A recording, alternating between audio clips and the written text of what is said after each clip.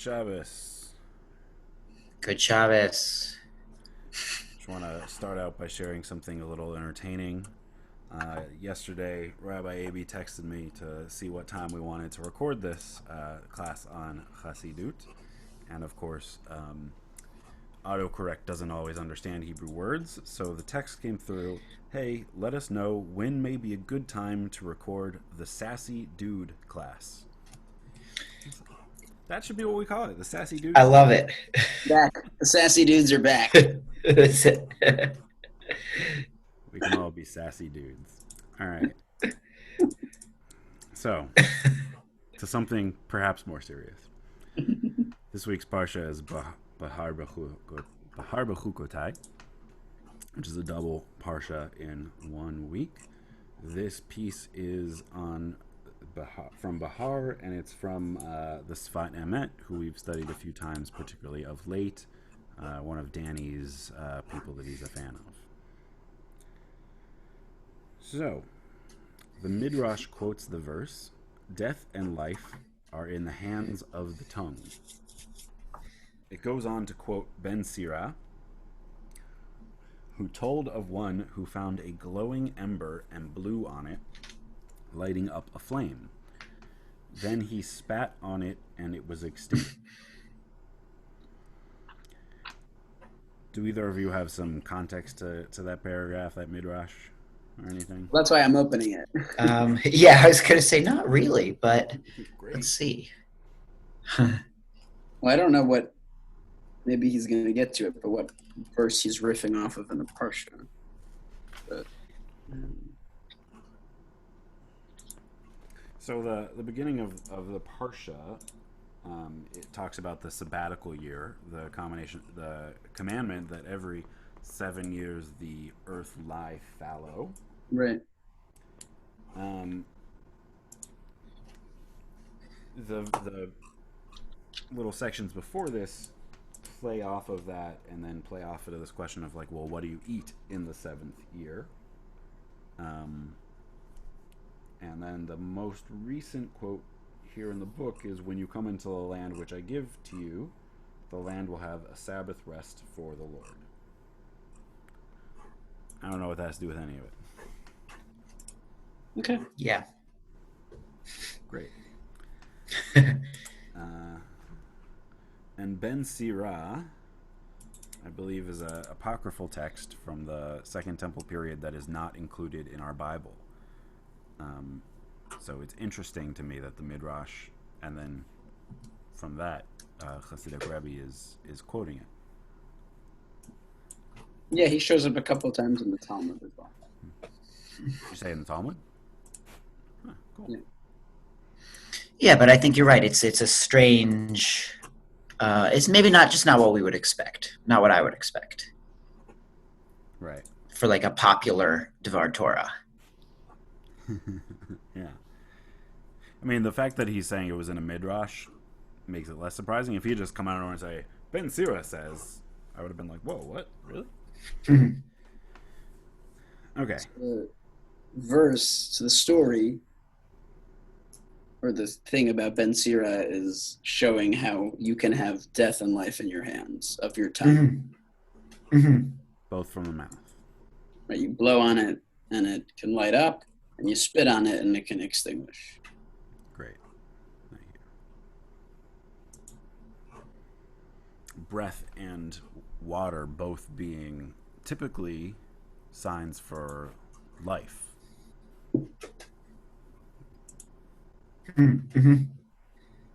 Yeah. Okay. This ember is to be found everywhere.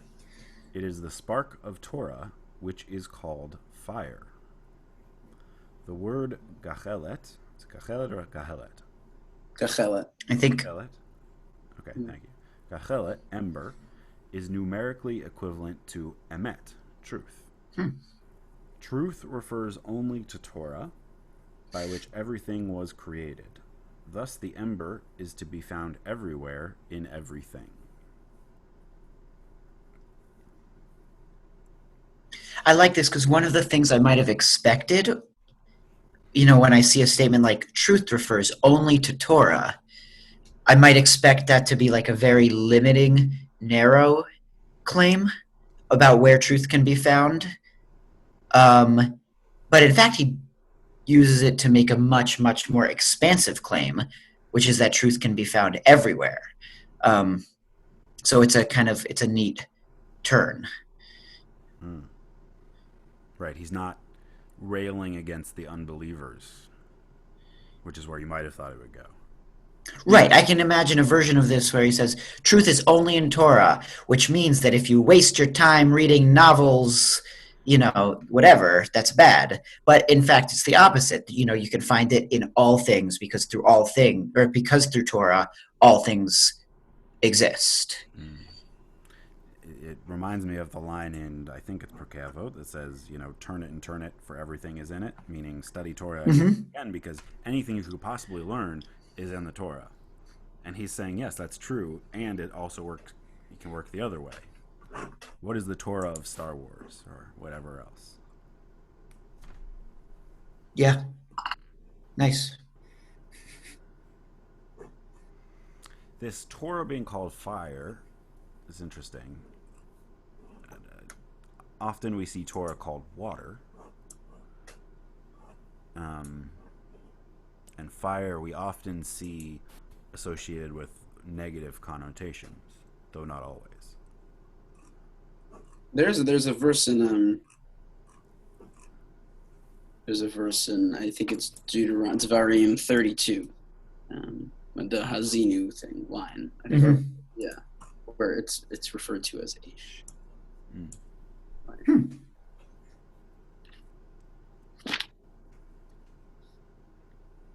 Okay.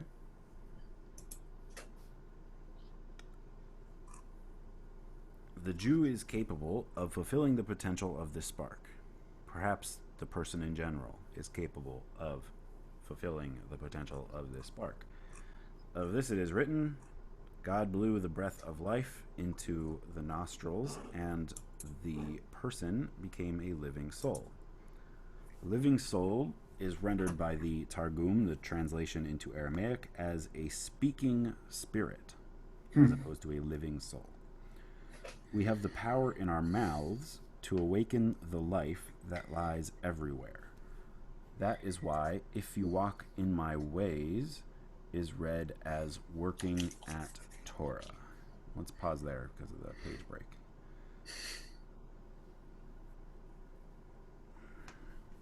So the spark is in everything. We are capable of fulfilling the potential of this spark, presumably inside of us, I would think.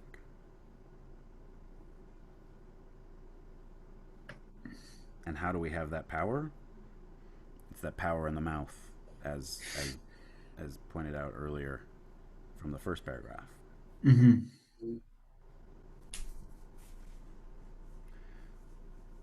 The power to awaken the life that lies everywhere. What do you make of that phrase?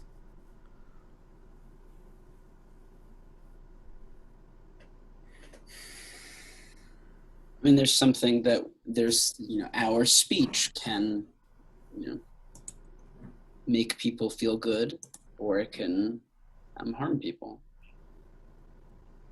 We have the ability to praise and offer gratitude and love to people, and then we can also, embarrass them and hurt them in some ways. Yeah. The everywhere extends it, I think, beyond just that, in that so much of our experience of the world and life is through our verbal understanding, whether spoken or not. And so the words that we speak can have ramifications beyond just the feelings and the mood of another person, but it can translate into their beliefs and actions and ways of interacting with, bless you, anything, bless you in the world, not just other people. Yeah, for sure. behooves us to say the right things.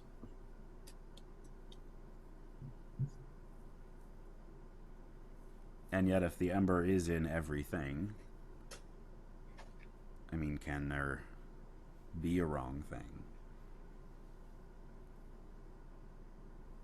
I might have missed what you said before, but I mean, if the ember is just a potential, either you blow on it and it brings fire, and that's in this metaphor, that's positive, or you spit on it and you extinguish it.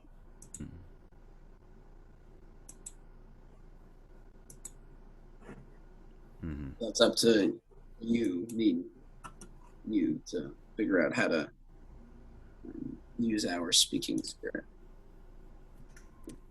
That spark of Torah inside is really just the potential for either good or bad. Mm-hmm. Okay. That is why if you walk in my ways is read as working at Torah. This means making a real effort to find words of Torah everywhere, to seek out the stamp and imprint of Torah that is to be found in every place. The Midrash refers to the imprint in which I formed the sun and the moon. Time itself has been given to us, to Israel, who declares times to be sacred. The same is true of sabbaticals and jubilees, for it says, "Count for yourself. It is the court that declares a year to be sabbatical or jubilee." Mm-hmm.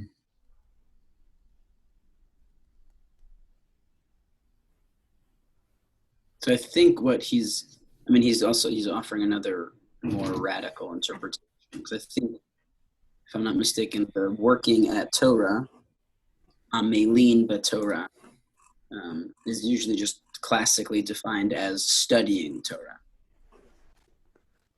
What does it mean to walk in God's ways? To work at it, you have to study it. And here he's expanding it not from, the holy books, but to everything else. Don't just study it on Zoom or in the shul. Study it in the park and wherever else. Right, exactly. Mm-hmm. And it being the trees and whatever else. Mm-hmm. Mm-hmm. So what are you guys seeing as the connection between that and then the time bit? That's sort of what I'm trying to think through. So what we just said, right? Seek out Torah everywhere. From there we move into time has been given to Israel, who declare times to be sacred, etc. I'm just trying to think through the connection there in order to make sure I really understand his narrative. Right. It's a little tough. The way I'm reading it, which I have no idea if this is what he's saying or works, you need to make an effort to find Torah everywhere, place, right? The places that there is the imprint of Torah, and then it makes a shift from space to time. So it's actually, playing off this word of the imprint of Torah. Where is the imprint of Torah, according to this verse from wherever it is it's actually in time that we find that imprint. And the sun and the moon shine upon every place. So obviously there's divinity everywhere. It's just a question of recognizing it through the sense of time. And then on top of it, at the end, the little last piece, it says it's the court that declares, which is the halachic, I assume, reality of back in the day. But I think the point there is, like, we are the ones, right? Mm-hmm. It's not that God said, this is divine. It's that we're the ones who take that and make the time or the place or the item or ourselves divine and holy. Right. It's our declaration, the power of our tongue that says that this is a sacred experience. Yeah. What's nice. The word for imprint? What'd you say? What's the word for imprint? So trying to figure out if that's just a quote or that's a Is that a quote from Midrash or is that a quote from Torah? I think it's a quote from Midrash because he would have, if it was Torah, he would have included a parentheses with the verse. Let's see.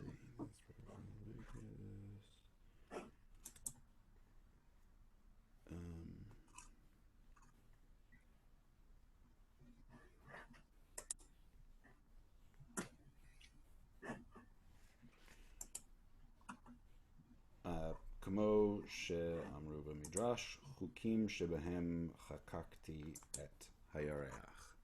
Okay. So chakak, to engrave. Right. And that's the same one that he uses for imprint in the previous sentence?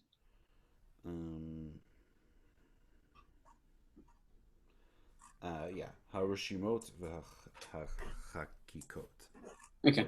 So the residue and the carved awayness, the imprint. Yeah. Right.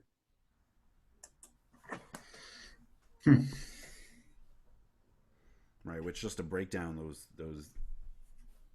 they're not verbs, nouns? Yeah.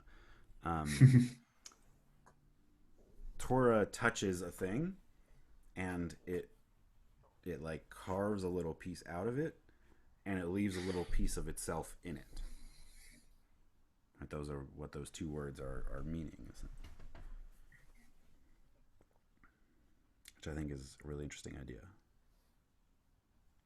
Right, that it's there's something about like form and essence that like what you see around you in the world, what you interact with are the forms of life, and you have to kind of seek out the essence, the Torah that's in them. Mm-hmm.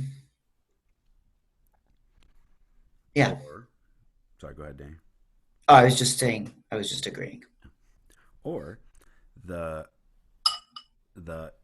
imprint, the engraving is a change in the form, while the stamp, the residue that's left behind, is a change of the essence. Just to kind of play off of your thing there. You say that, yeah. Sure. Yeah, can you say that one more time? I just want to make sure I'm following. Not disagreeing, just want to make sure I understand. The engraving, which he translates here as the imprint, changes the form of whatever the Torah is touching. The stamp, which leaves a residue, is changing the essence of the thing. Maybe.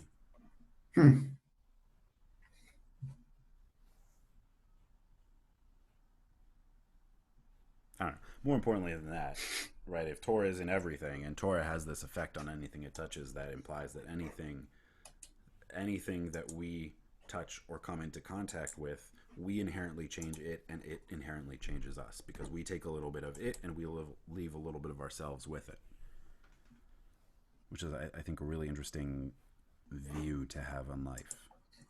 Yeah, I think that's nice. Well said. Yeah.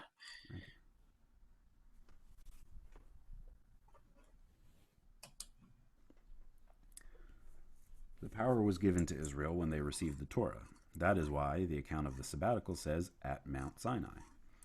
The power of the tongue refers to Israel, who were given the holy tongue, Hebrew.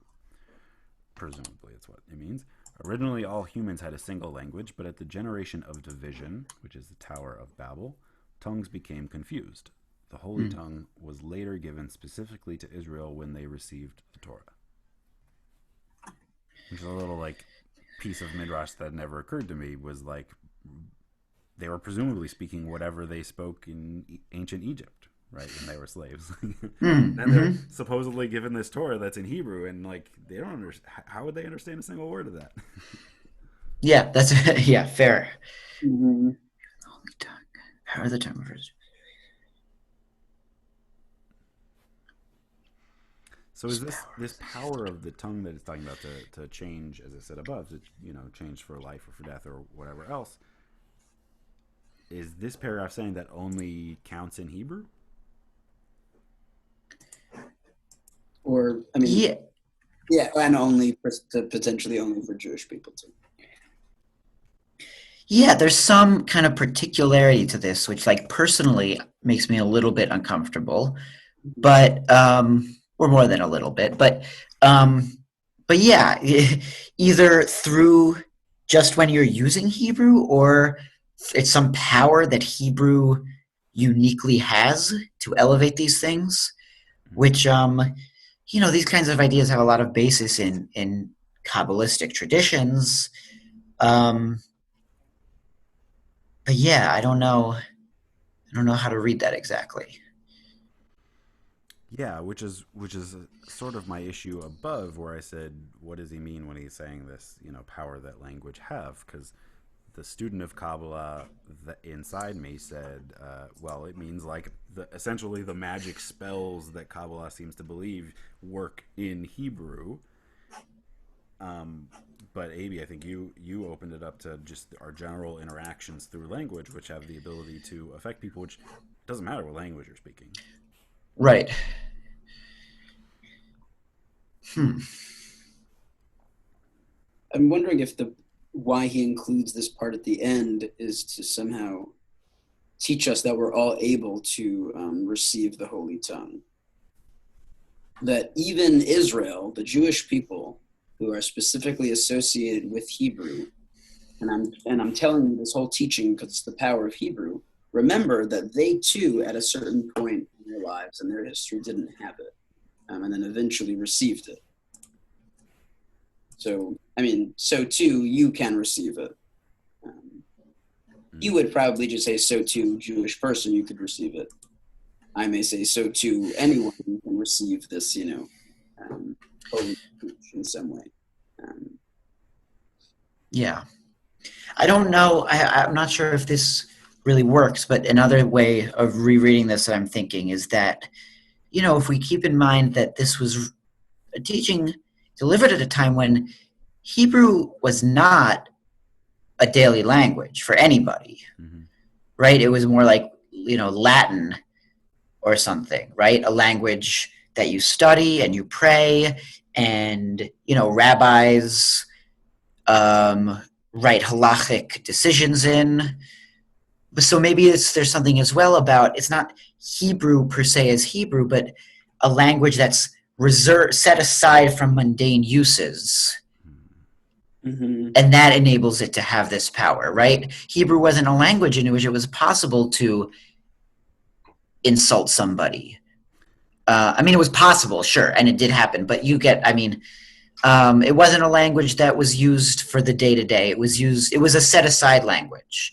Right. And yeah, if there's something to that, then maybe it can, even if it's not about Hebrew for us, it can be about sort of being intentional with our language, not using it just for whatever random things come to our minds. Right. So That's a to bring it nice, back to the good end of that previous or paragraph, you have this sabbatical way to that we think about can it. choose, and that's what Thanks. makes it holy. And so, any moment that we're speaking, we can choose to make it "quote unquote" Hebrew. Right, Sorry, Abby, right, you were about to say something.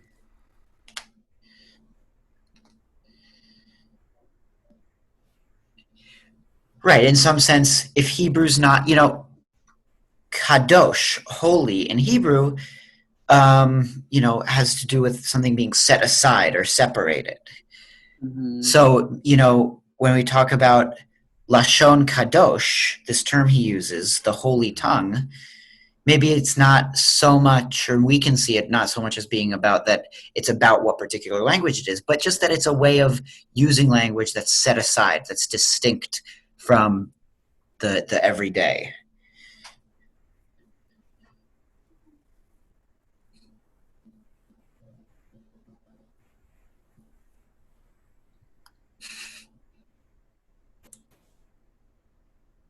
Nice. So going back to the original verse, not the Torah verse, but the of our parsha, but the his verse that he starts with the midrash.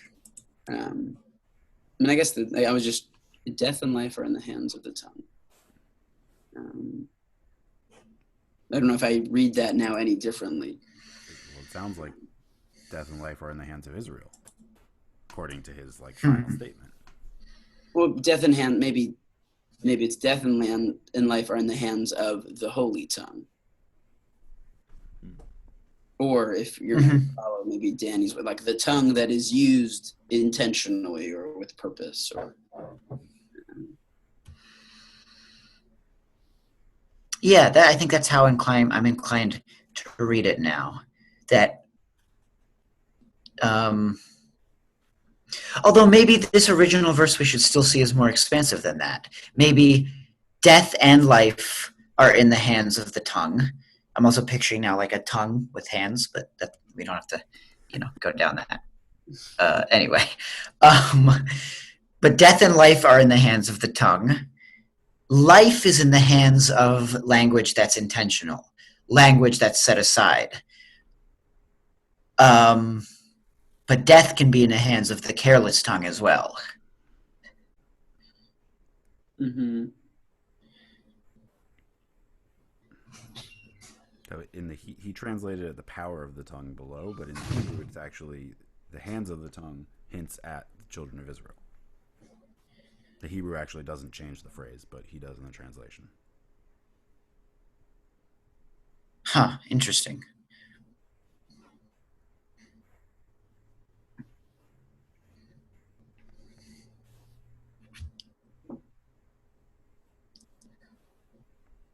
Nice.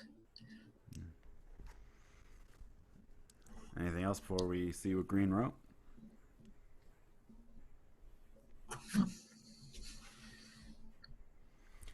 This teaching combines interpretation of Behar and Bechukotai, which are often read together.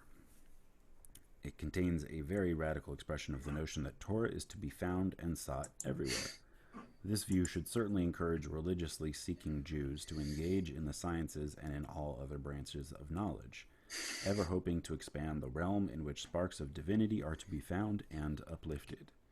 It seems hard to understand how contemporary Hasidism's disdain for and fear of secular learning could be derived from the teachings of one of such broad vision as the Sfat Emet. Yeah, that was one of my thoughts earlier too. Yeah.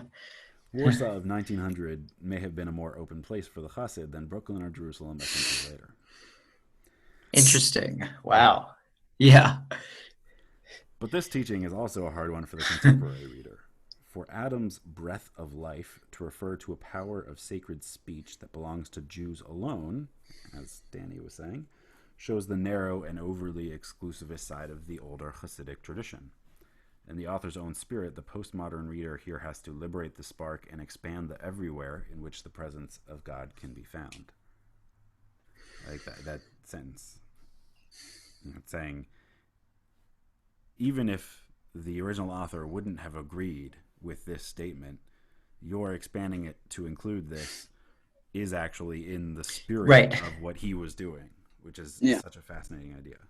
Yeah, nice. That's Art Green's whole project. Yeah. It's great. Encapsulated in one sentence. This surely includes all tongues, each of them derived from the original holy speech of Adam, and each capable of being spoken in purity and holiness.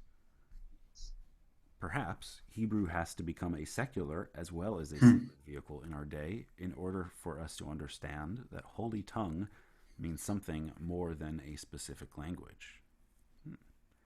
Hebrew surely retains that place of holiness for us as Jews, but we can also recognize holiness in speech elsewhere when we encounter it. Nice. Mm-hmm. Right, I like that last part about if we're going to recognize something holy in our speech or a specific speech for us as Jewish people, you would imagine then that you have the ability to recognize that in other people as well. Mm-hmm. Yeah, and if part of this project really is about finding Torah everywhere, then we would actually be betraying what we just said we believed in to say that, this is something, the power that we're the only ones who have. Right. Or that it's located exclusively in one language. I think I'm just rephrasing what he said here, but I really like that. It's a good rephrasing. Thank you. Cool. Sweet. Nice. All right, sassy dudes. All right, sassy dudes. Thank you both, and thank you everybody who Yep. will at some point in the future tune in and have a lovely Shabbos with some great holy words. Amen.